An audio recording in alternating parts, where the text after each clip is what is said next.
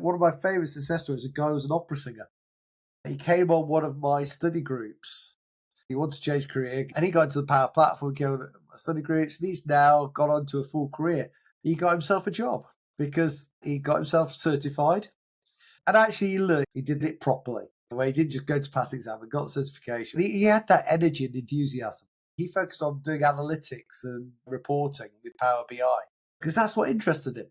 And he's gone off to have a great career, and he's doing really well for himself now. You need to go through the process and go on a course because that will really accelerate your understanding, your learning. I'm a big fan of courses because you get that interaction with you. You can ask questions, you can ask clarification, and a good instructor will always be able to explain things.